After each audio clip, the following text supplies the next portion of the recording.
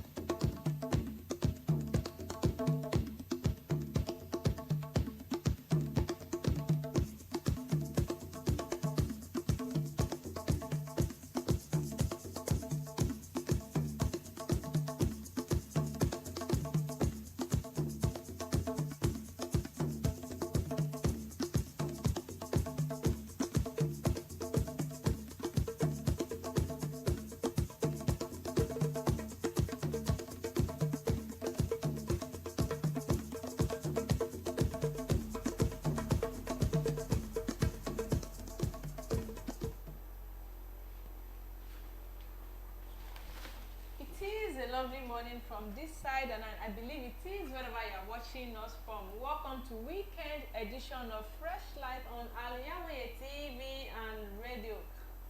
Today will be the 21st day in the month of October, the year 2023. Gradually the year is drawing to an end. But my question is, what have you achieved so far? Are you still contemplating? Don't forget, time and tide wait for no man. Welcome to Freshlight once again. Don't forget, Freshlight, this is where we peruse different copies of newspaper, and today will be an exception. My name is Risqat, Sulaimon. Good morning, my name is Ibrahim Onigbinde. On Freshlight this morning, we have copies of newspaper we will be checking out.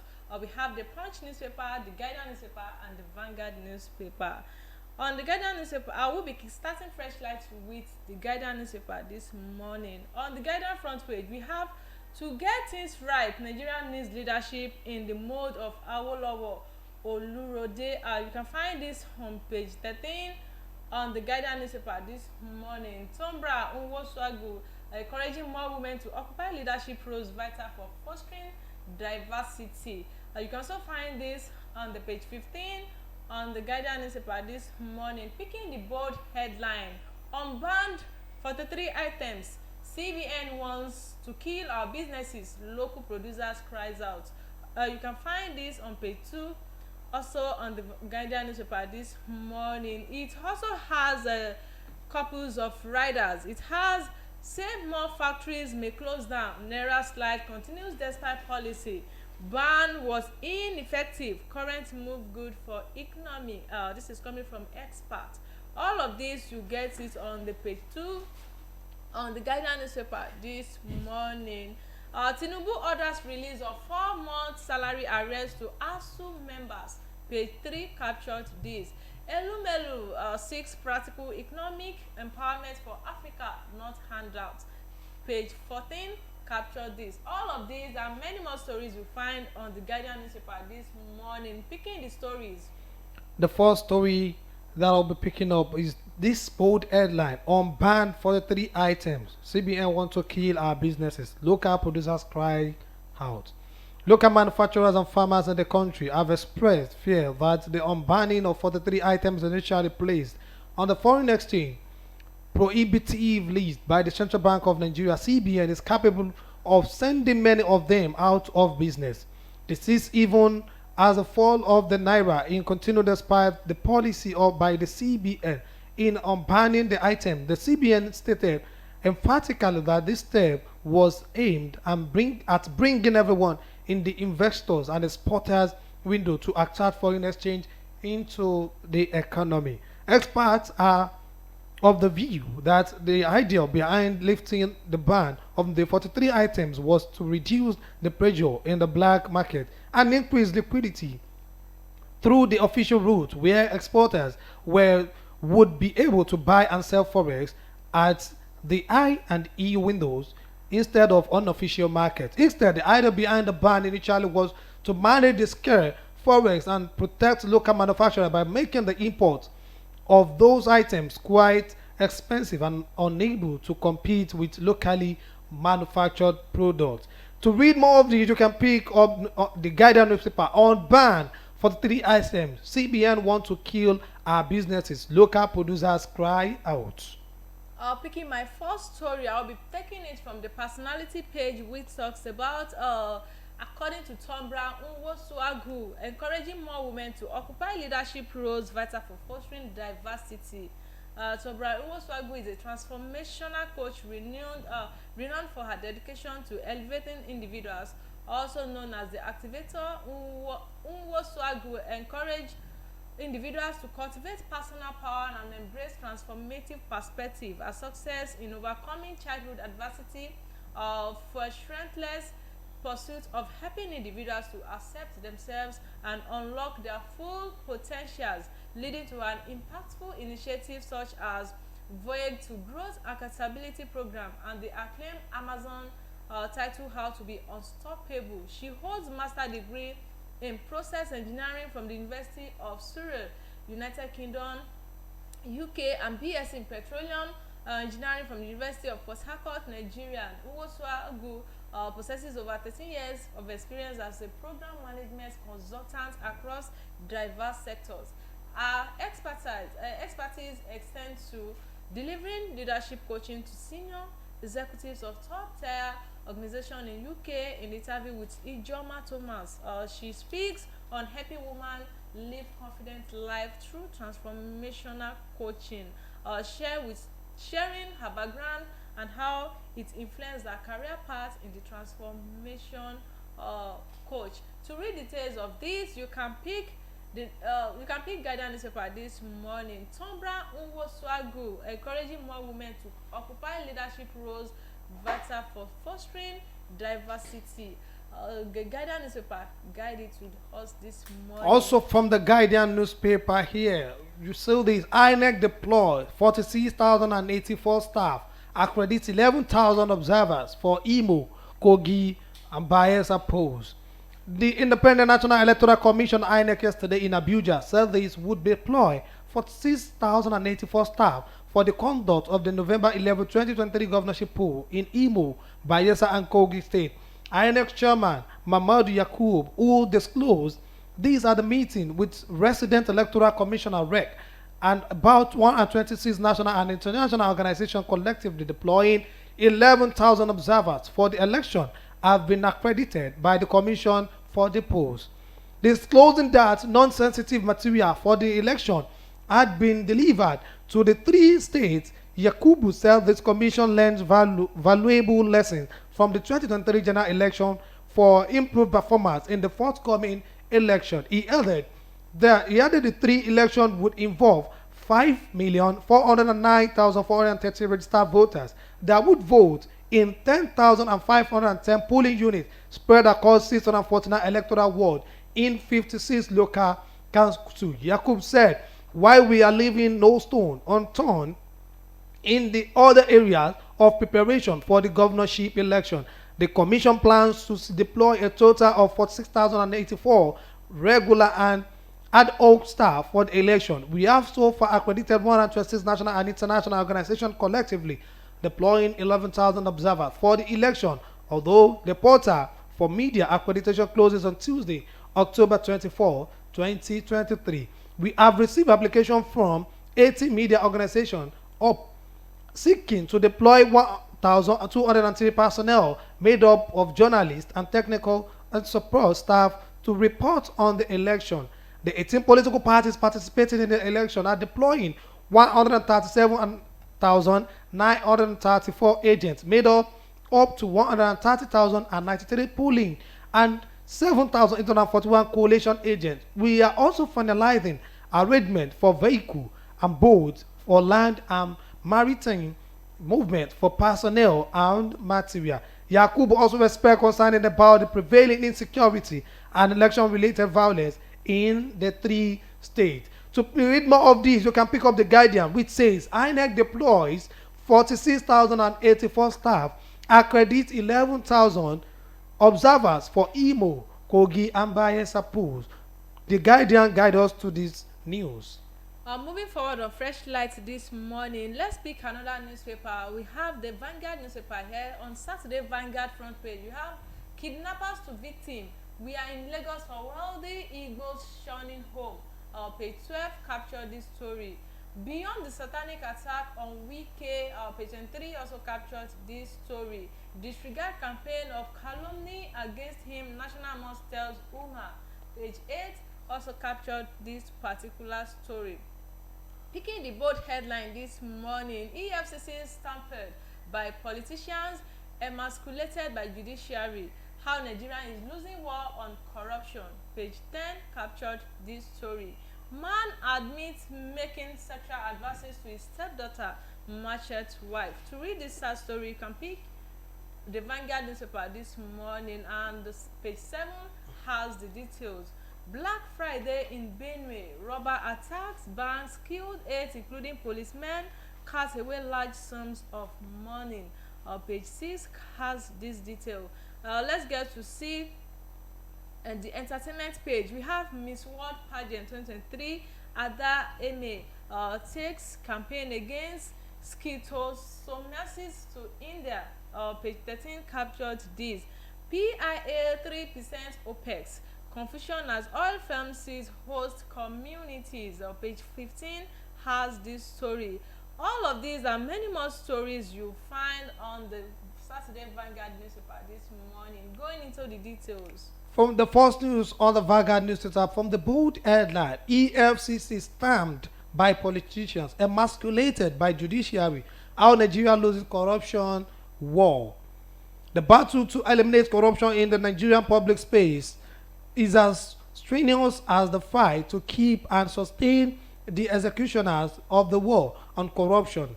Fighting corruption in Nigeria has long been a perilous adventure that brutally consumed the head of the war. Commanders with some of the foot soldiers in the Economic and Financial Crime Commission (EFCC), the official government agency, saddled with the Herculean task of prosecuting the anti-graft fight.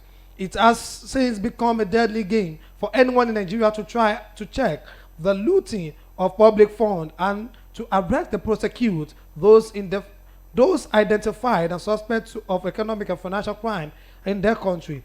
This has been a trajectory of the EFCC since it was empowered by the law in 2002 to tackle corruption in the land, with Nuhu Ribadu, the current National Security Advisor, and its pioneer chairman assuming office on April 13, 2003, under the administration of President Olusegun Obasanjo. Although the terms and conditions for dealing with those called stealing national assets have clearly been spelled out in the EFCC Act of 2002, which was subsequently amended in 2004, entrenched political and personal interests have often struggled to stall the hand of the anti-graft agency, leading to the frequent ousting of its head and key official by the very government that claims to be fighting graft. This is in part account for the fact that though every Nigerian government that comes on board openly tout and mantra of fighting corruption to a standstill, the body language is sent to the commanders as the EFCC weaken and fight substantially. To read more of this, you can pick up the Vanguard newspaper bold headline which says EFCC stamped by politicians, emasculated by judicial. How Nigerian losing corruption war. The Vanguard newspaper reporting this. Taking my trip to Federal Capital Territory this morning, alleged demolition, disregard campaign of calumny against Wike, Nat Mosque tells Umar. The Abuja National Mosque Management Board has described as fake social media reports alleging that the Federal Capital Territory of FCT Minister Nyesom Wike has approved a partial demolition of monuments, urging the Muslim faithful to disregard same, describing the report as the handiwork of conflict merchants bent on creating religious tension in the nation and casting the minister in the bad light. The board said it on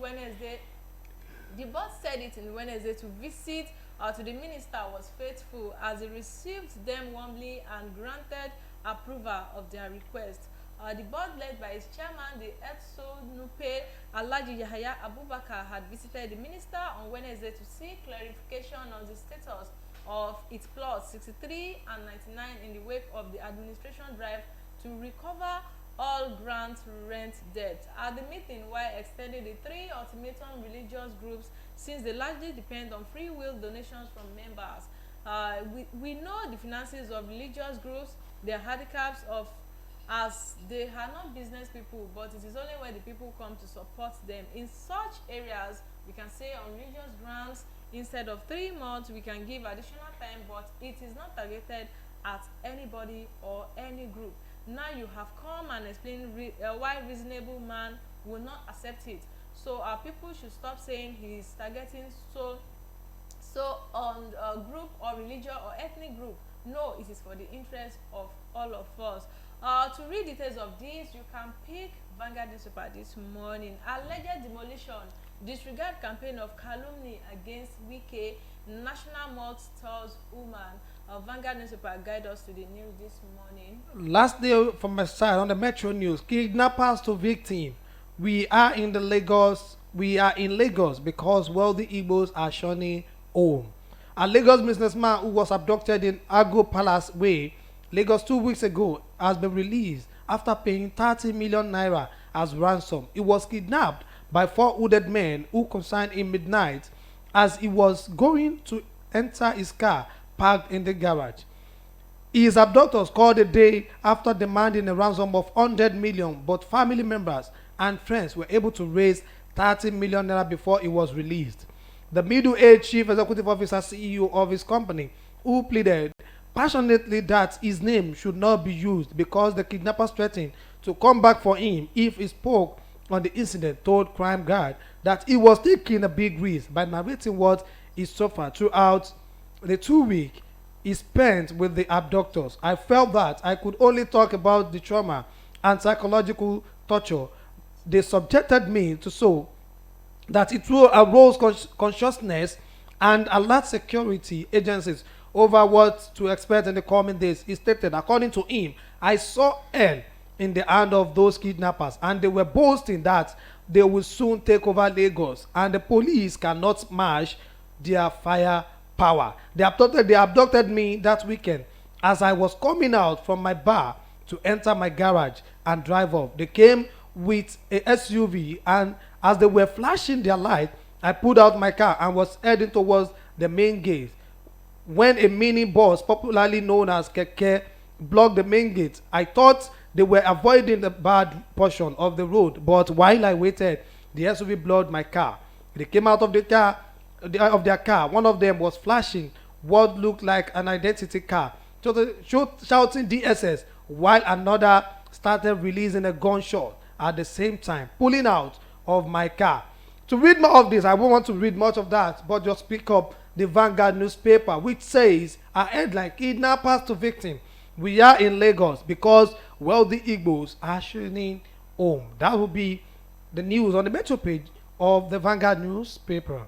Still on the Vanguard newspaper, and I have this under entertainment news. Saraki pays off Mr. Ibu's medical expenses. The former Senate President, Dr. Abubakar Bukola Saraki, has cleared all the medical expenses of a popular alien actor, Mr. John Okafor, aka Mr. Ibu. Saraki did this through his foundation, Abubakar Bukola Saraki Foundation. Mr. Ibu had on Wednesday appealed to Nigerians to come to his aid, noting that he doesn't want his legs to be cut off following an undisclosed ailment that has been following him. Reacting to his appeal, Abubakar Bukola Saraki Foundation on Friday came to his rescue and settled all his medical bills. Disclosing this on Twitter, now X platform, the foundation opened.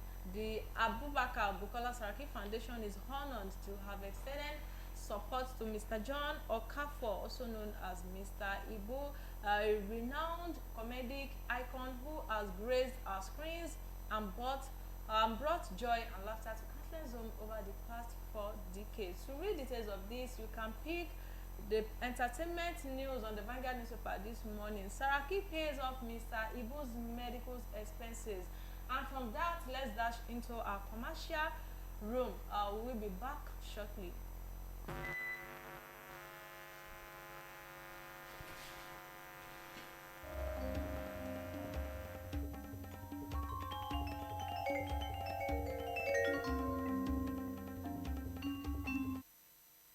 Thousands have been disappointed severally in their bid to seek greener pasture abroad. To those quack in the traveling agency business, it is a rocket science. That is not our case at Tausaf Travels and Tour. We have in-depth details on how to successfully, without stress, help you process and secure your visa to anywhere in the world. Do you want permanent residential visa, visiting and tourism visa, student visa to places like Europe, America, Asia, Africa? It's no big deal to us at Tausaf Travels and Tour. Our years of experience and expertise speaks volume for us. Let's process and secure visa for you to UK, USA, and Canada within a twinkle of an eye. We offer Hajj and Umrah services to our Muslim faithfuls. What are you waiting for? Consult us at number 9 Tausaf Central Mall, Sholanke Street, behind Laroy Hotel, Abiola Way, Abeokuta. 0802 733 0900 or 0806 578 4060. Stop wasting money. Pay for peace of mind. Talk to Tausaf Travels and Tour.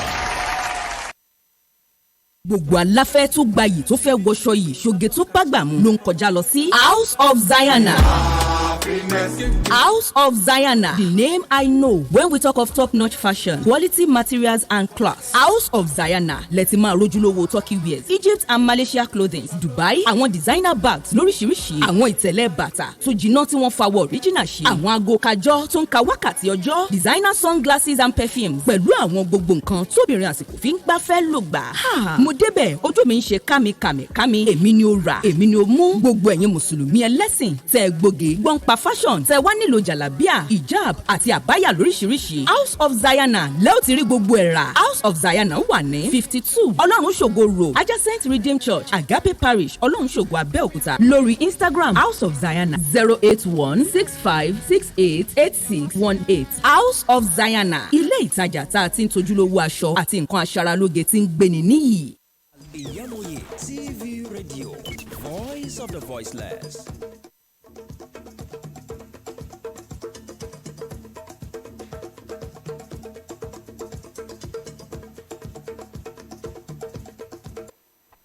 Welcome back from that short commercial break. Don't forget the program is still Freshlight, where we get to look at the updates of the day. Today we've gone through the weekend updates. We've gone through the Guardian, we've gone through the Vanguard newspaper. Now I'm picking the last newspaper on Freshlight this morning. I will be picking the Punch newspaper. On the Punch newspaper, we have fuel queues persist as marketers blame poor supply. Page 4 captured this story. And away from that, growing online dating scam leaves victims with emotional trauma, drains finances. To whom it may concern, you can find this story on the page 29 on the Punch newspaper this morning. Picking the bold headline on cash transfer. Federal government disqualifies Nigerians without NIN, BVN, CBN begins payment. Page 4 captured this story. It also has double riders, add pensioners, ex-servicemen, others to register. The government rules out wealthy citizens, erase debt beneficiaries. Page 4 captured this story. And let's move away from that. Residents, traders dumping waste unlawfully will be prosecuted. This is not coming from me, this is coming from the Loma MD. Page 2 captured this story. Missing genitals, controversy rages. Expert dismisses claims jungle justice for accused persons. Page 20 and 21 captured this story. How CCG MFM Deeper Life opens camps for flood victims. You can find this on page 2 on the Vanguard, on the Punch newspaper this morning. On entertainment news, Mr. Ibu Nollywood actors under note for funds appeal. Page 16 has these details. To read details of this, you can pick all of these and many more stories you'll find on the Punch newspaper this morning. Going into the details. From my side, the first story that will be picked with the bold headline: Cash transfer. FD disqualifies Nigerian without NIN, BVN. CBN begins payment. The federal government is reviewing and expanding the National Social Register to accommodate pensioners and ex-servicemen under its conditional cash transfer scheme. It is also removing beneficiaries who have exited the poverty line. The Saturday Punch gathered that the government was also taking out their beneficiaries from the register and will disqualify those without national identification numbers and bank verification numbers. It was further gathered that payments will be made directly to the beneficiary by the Central Bank of Nigeria and not through consultants, as the first bank of bulk payments will begin next week for 5 million households. The conditional cash transfer scheme is part of the National Social Investment Program of the federal government, which is a project created to change the life of millions of Nigerians living in extreme poverty, upgrade their standard of living, and improve the economy.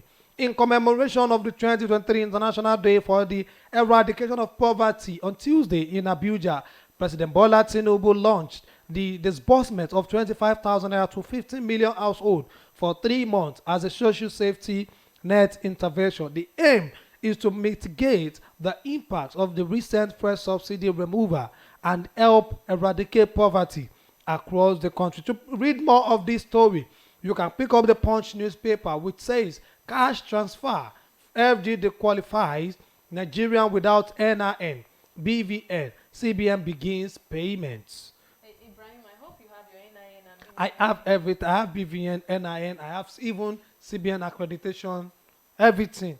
And congratulations to you. That means you are part of those that will be paying too. Thank you. And now picking another story, growing online dating scam leave victims with emotional traumas, drains finances. This story is written by Janet Ogundepo. Janet Ogundepo examines the menace of romance scams and sexual extortion of both local and foreign nationals by some Nigerians who are into cybercrime. Disbelief, shocks, and fear will hardly describe the feeling of a lady identified as Doris Foluke, not reason to protect her identity. A friend notified her of a picture message sent to her inbox. As the details of the message were shown to her, Foluke realized that a guy she met on Facebook had carried out his threat. She alleged that the guy and the threatened to spread the videos and pictures of her nudes, and that morning must exchange hands to prevent the spread. She added he was requesting money so that he would not share the nude videos and pictures that are not even true. To start with, so why should I pay him? She queried. However, the friend was not only the person to show the picture was sent. She said other friends who got the picture began reaching out to her. Those who shared them told them about it and explained to them, and I could only explain to those who told me he sent pictures to them, Foluke said.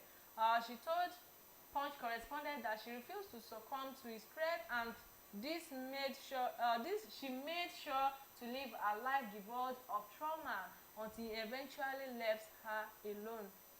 To read details on this feature story, you can pick the Punch newspaper this morning. Growing online dating scam leaves victims with emotional trauma, drains finances. The Punch newspaper punches it out this morning, and this is also a signal for everyone out there that it is not everyone. A responsible man will not request for your nude pictures.